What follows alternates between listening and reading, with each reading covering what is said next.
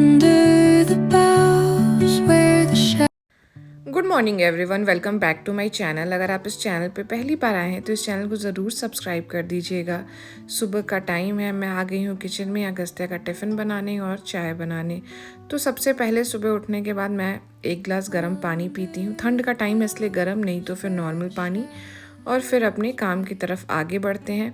Thank you so much, आपने पिछली video को बहुत प्यार दिया, कुछ लोगों ने कमेंट भी किया, तो मैंने सोचा क्यों नहीं आज भी मैं जो अगस्त्य के लिए बना रही हूँ वो आपके साथ शेयर करूँ। Thank you Alka ji, thank you Sakshi ji. और ज्योत्सना जी का स्पेशल रिक्वेस्ट आया था कि मैं जो टिफ़िन की रेसिपी बनाऊँ वो मैं डेली बेसिस पे शेयर करूँ, तो लीजिए आपके लिए आज फिर से एक रेसिपी हाजिर है। तो सबसे पहले इसको बनाने के लिए मैंने एक बड़े बोल में सूजी लिया है। इसमें मैं मिक्स करूँगी दही, एक कटोरी जो नॉर्मल साइज़ की कटोरी घर में हम यूज़ करते हैं उस कटोरी से सूजी है, और आधा कटोरी दही है। इसको हम अच्छे से मिक्स कर लेंगे और फिर हम इसे 15-20 मिनट के लिए छोड़ देंगे जब तक सूजी अच्छे से भीग जाएगी, और फिर हम अपना दूसरा काम कर लेते हैं। तो इधर मैंने एक कटोरी ही मटर लिया है और इसको अच्छे से मैं धो रही हूँ। साथ ही साथ एक कटोरी लेंगे मूंग की दाल। मूंग की दाल मैंने रात को भिगा के रखी थी, इसको भी अच्छे से वॉश कर लेंगे। ओके, सो अब हमारा नेक्स्ट स्टेप होगा, हम लेंगे हरी धनिया, हरी मिर्ची, अदरक का एक टुकड़ा, मूंग दाल और मटर। ये जो इंग्रेडिएंट है इन सबको एक जार में डालेंगे और एक स्मूथ सा पेस्ट रेडी कर लेंगे। आपको ये पूरा प्रोसीजर देख के थोड़ा बड़ा और कॉम्प्लिकेटेड लगेगा, पर ऐसा बिल्कुल भी नहीं है। रात को आप मूंग की दाल फुला दीजिएगा, मटर छील के रख लीजिएगा, सुबह बस आप एक तरफ मूंग दाल मटर का पेस्ट बनाइएगा और दूसरी तरफ सूजी भिगा के रख दीजिएगा, तो और दोनों को मिक्स करना है बस। उसके बाद आपका नाश्ता बनता जाएगा, सब खाते जाएंगे। बच्चों को टिफ़िन में पैक करके दे दीजिएगा। हस्बैंड जी उठ गए हैं तो अब उनके लिए चाय बन रही है। आज मैं थोड़ा जल्दी उठ गई थी, नहीं तो वैसे जनरली वही पहले उठते हैं। तो उनके लिए चाय बन रही है। अब एक तरफ चाय भी बनती रहेगी और हम अपना काम भी करते रहेंगे। तो अपने काम में ये है कि हमको इसमें डालने के लिए कुछ वेजीज़ चाहिए, जिसमें मैं गाजर और प्याज डाल रही हूँ। आप अपनी चॉइस से और भी जो वेजीज़ डालना चाहें डाल सकते हैं। आप इसमें छोटे छोटे पनीर के टुकड़े भी डाल सकते हैं। हमेशा की तरह आज भी मैं वेजीज़ को बड़े बड़े थोड़े कट करूँगी और अपने अगारों के मिनी चॉपर में डाल दूँगी। इस चॉपर की सबसे अच्छी चीज़ मुझे यही लगती है कि इसको कोई भी वायर वगैरह से कनेक्ट करने की ज़रूरत नहीं है। आप इसको 15 दिन में एक बार चार्ज कीजिए और ये मज़े का चलता है।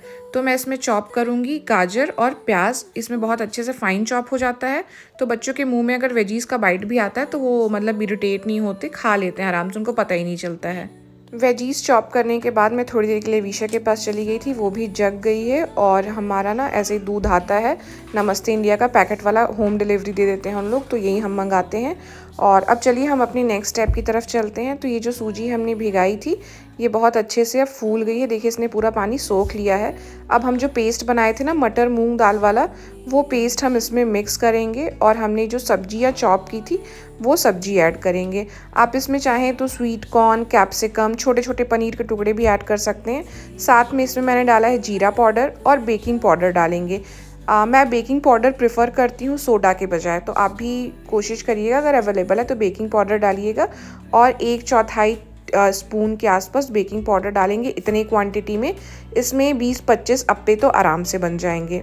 आप बेकिंग पाउडर का थोड़ा ध्यान रखिएगा, इससे ये फूलेगा, तो क्वांटिटी उसी हिसाब से डालिएगा। under the boughs where the shadows play, the wind hums songs. तो इसको बनाने के लिए मैंने अप्पे पैन लिया है जिसमें थोड़ा सा ऑयल डाला सब में, और साथ में ये जो सरसों होती राई ये डालेंगे। ये ऑप्शनल है, ज़रूरी नहीं है, पर इसका भी एक टेस्ट आ जाता है। फिर हम थोड़ा थोड़ा करके इसमें बैटर डालेंगे। इसको मैं आपको दोनों तरीके से बता दूंगी। अगर आपके पास पैन नहीं है तो आप इसको तवे पे भी अच्छे से बना सकते हैं। इसके लिए ऐसा ज़रूरी नहीं है कि अब टिफ़िन देने के लिए पैन ही खरीदने की ज़रूरत है। टेस्ट बिल्कुल एक जैसा ही दोनों पे आएगा।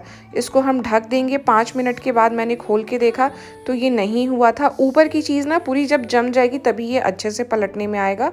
और इसको बनाने के लिए अच्छा खासा पेशेंस चाहिए, ये फटाफट गाइस मैं फिर से बोलूँगी, इसको अच्छे से पेशेंस के साथ पलट पलट के सेक के फिर बनाइएगा, तो ये खाने में टेस्टी बनेगा, अंदर तक पकेगा।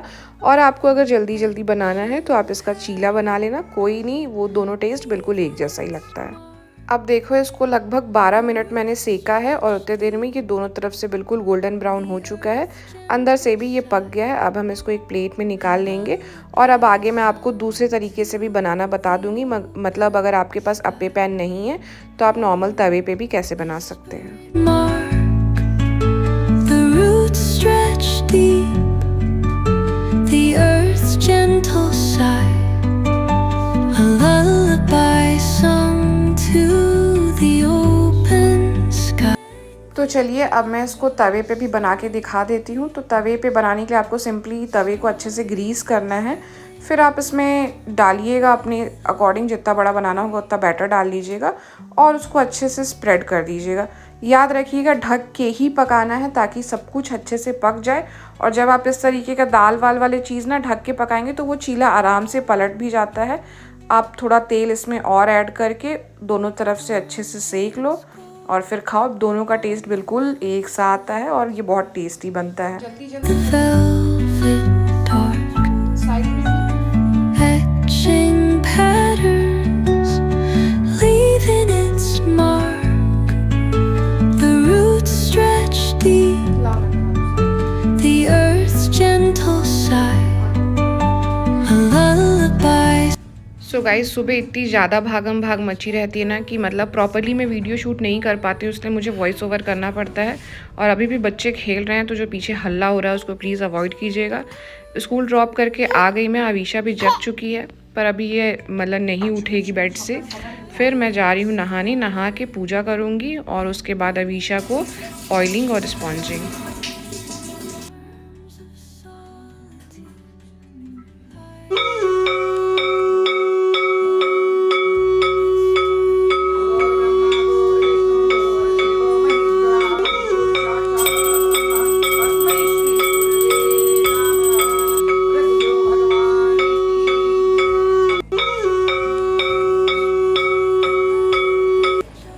सो गाइज अभी मैं जा रही हूँ अगस्त्या को स्कूल से लेने, फिर उसको पिक करने के बाद मैं जाऊँगी थोड़ा सब्जी लेना है और मुझे टेलर के पास काम है, एक ब्लाउज सिलने को डालना है। तो चलिए ये सब सारा काम निपटाते हुए फिर घर आते हैं। अगस्त्या की यही आदत है पता है कि वो कार में बैठ नहीं सकता, ये दोनों सीट के बीच में ऐसे ही खड़ा रहता है। कच्चे कच्चे वाले 1 किलो भाभी क्या चाहिए? नहीं, खराब होने लगता है तुरंत। अकेले हूँ खाने के लिए, कोई नहीं खाता। पका है अच्छा, देखिए भाभी लाओ दो।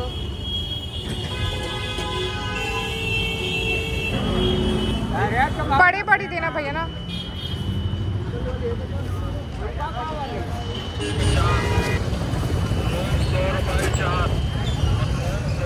कितना हुआ? 100 दूँ? चल जाएगा। 100 दो बड़े। 100 रुपए के 4 एक नंबर है, दिखाने वाला है नहीं, सब ताजा माल है। 2 पैकेट नहीं दोगे?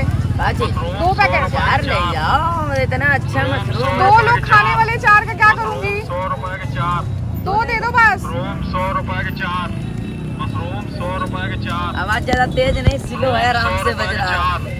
मशरूम 100 रुपए के 4 सुनने वाले सुन लेंगे इतने में ही। 100 रुपए के 4 मशरूम 100 रुपए के 4 मशरूम 100 रुपए के 4 मशरूम 100 रुपए के 4। हम क्या करते हैं, थक गए। नहीं वही बात है कि बच्चों के साथ कहाँ साड़ी ब्लाउज पहन के जा रहे वैसे हैं। भी निकलना मुश्किल है। ठंड का टाइम भी है। ये इसका नाप है। हाँ ये नाप का है। हाँ और ये भी एक रेडीमेड ब्लाउज है, इसको भी सही करना है। पड़ रहा है ये पैच कर दीजिएगा कपड़ा अच्छे से। सो गाइज मैं आपके साथ एक अच्छी चीज़ शेयर करना चाहती हूँ कि जब हम अच्छी साड़ी लेते हैं, महंगी साड़ी लेते हैं, तो उसके साथ ब्लाउज पीस जो आता है तो वो उसका अच्छा खासा लेंथ होता है।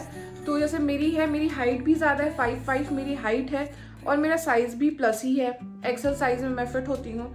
तो मुझे ना अगर ऐसे कम रेट वाली साड़ी लूँ, मतलब 1500-2000 वाली, तो उसका जो ब्लाउज पीस होता है वो अक्सर उसकी लेंथ कम होती है, मतलब 70 सेंटीमीटर 80 सेंटीमीटर, तो वो मुझे ब्लाउज नहीं बन पाता है अच्छे से, या तो फिर टेलर बोलता है कि मैं स्लीव छोटी करूँगा, कुछ ना कुछ बोलता है।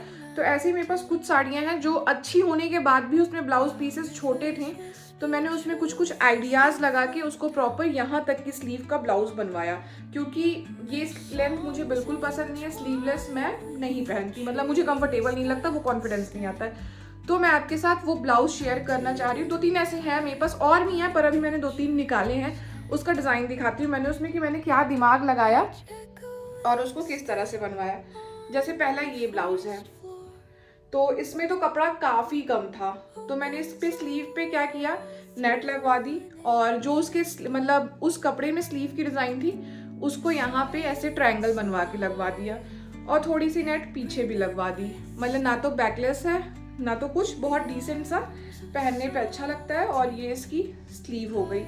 दूसरा दिखाऊं, ये एक है ब्लाउज़, ये मतलब ऐसे नॉर्मल रेट का ही साड़ी था, तो इसका सोचो अब ये वाला ब्लाउज़ पीस है इसका। अब इतने में किसी का कैसे ब्लाउज़ बनेगा, मेरा तो बिल्कुल नहीं बन सकता। तो ये साड़ी के साथ वाला है, तो ये यहाँ पे लगवाया, और ऊपर मैंने ऐसे प्लेन कपड़ा लगवा दिया, सामने पाइपिंग डलवाई। ये ब्लाउज़ भी बहुत अच्छा दिखता है, मतलब इसका लुक ऐसा आता है, पूरा ऊपर तक ये आएगा, और ये पूरा पोटली लगा हुआ है, और जो ये स्लीव पे मैंने ये डलवा दिया। और एक ये है, ये मेरा काफ़ी हैवी सा ब्लाउज़ है, इस पे भी थोड़ा कपड़ा कम था, और साड़ी में रेड कलर का बॉर्डर लगा हुआ था, तो मैंने इसके बैक को ऐसे बनाया, तो इससे थोड़ा कपड़ा मैनेज हो गया। नहीं तो टेलर ने साफ साफ कहा था कि ये नहीं हो पाएगा, इसकी स्लीव में शॉर्ट कर दूंगा, तो सबसे बेस्ट उनको यही लगता है कि स्लीव शॉर्ट कर दो। तो ये ब्लाउज़ मैंने ऐसे बनवाया।